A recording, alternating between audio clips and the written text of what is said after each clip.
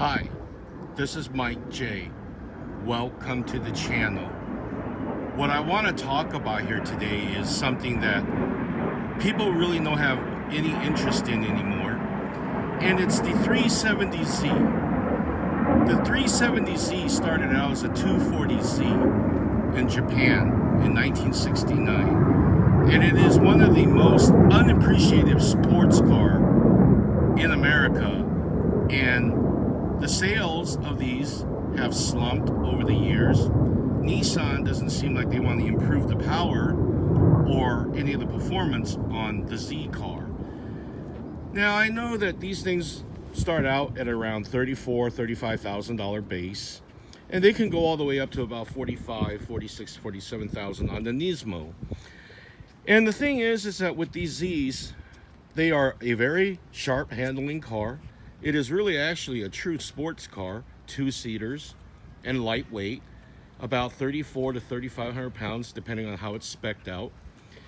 And the thing is that these just haven't done well in these last few years. And I saw this one on the internet, and I had to come and take a look at it.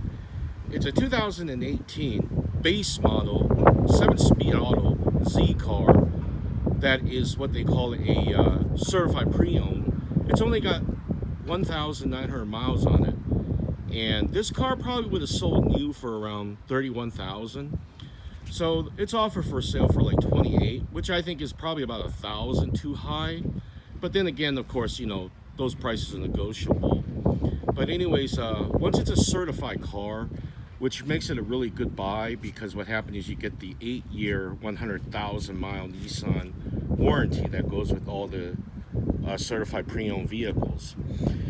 And you know, it's a really strange thing because I've owned everything from Mustangs to Camaros to Corvettes, and I've always wanted to own a Z car, but I just never had the opportunity to ever really buy one, because back in the 80s, the Corvettes were always faster than the Z cars. In fact, the Camaro Z28s were even faster than the Z cars. You know, but the Z car has its own little what shall I say, it's refinements, it's handling.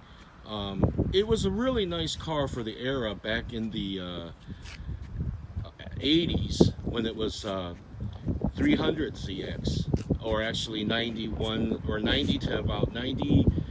In the 90s, in that era, they went to a 300ZX, and then they went to a twin turbo. And even in those years, I've always wanted one, because they were able to beat the Corvettes with the twin turbos, because it did the 0 to 60 in like 5.2 seconds. And these new ones now will do the same. So a normally aspirated engine without any turbos, like this Z here, will do 0 to 60 the same amount of time as it did 20 some years ago. But keep in mind that back in those days, the twin turbos held a sticker price of almost nearly $36,000. I mean, my Mustang was only $36,000 20 some year later with 435 horsepower. But let me tell you, these Z cars, you know, are always been one of my favorites.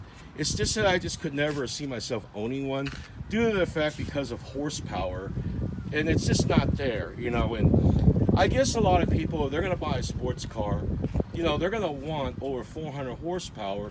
And I think this car's biggest downfall is it just doesn't put out the power or the numbers that people are wanting for this price point.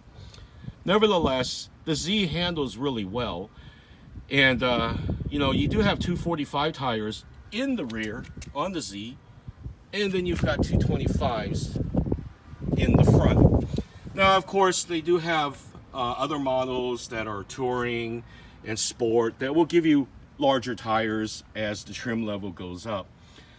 But the Z car has kind of, I would say, lost its, you know, popularity over many, many years. It just hasn't done very well. And like I said, the dealerships are, you know, really aggressive in trying to sell these.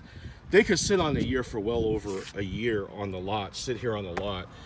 And like I said, this one, I did a search history on this one, and I guess somebody had bought it and probably didn't like it or something. But like I said, it's got under 2,000 miles on it, and it's certified pre-owned. I mean, these are sharp-looking cars, but the problem is that if you're stopped at a light, you're not going to win a race, more than likely, because an EcoBoost Ford Mustang will give this thing a run for its money. And that's kind of a shame how this car, the Z car, with all its history as the fair lady, has been so unappreciated. One of my YouTubers that I subscribe to, and that subscribes to me as well, his YouTube channel is Checkpoint, and he has a video that he did about the Z cars and its history dating back to 1969. Go check out his channel, Checkpoint, and he's got some really interesting stories about the Z that he reviewed. That was his grandpa's Z. Very, very informative video. Learned some things that I really didn't even know about the Z car. And the thing is, they need to somehow revise this Z, put it back more into competition with the Mustangs and the Camaros and all that. But then again, not everybody's into speed. This is more of a handling car, more of a touring car, and definitely a canyon carver. But this car is for sale over here at Coulter Nissan in Surprise, Arizona. And it will probably sit for a long time, even though it's at a very good price, due to the fact that there is just no market on these cars. And it's really a shame, because I would really love to own one of these days, once they put more power and maybe redesign it, possibly. But the design still looks good. It just needs power. What they ought to do is drop a twin turbo in this. But of course, then you know it's going to be $60,000, because the new Supra that's coming out is very expensive, and basically it's going to be a BMW. But anyways, if you like this video, please give me a big thumbs up. Please like, subscribe, comment, tap the notification bell for future videos, and we'll see you in the next one. Thanks for watching. Take care.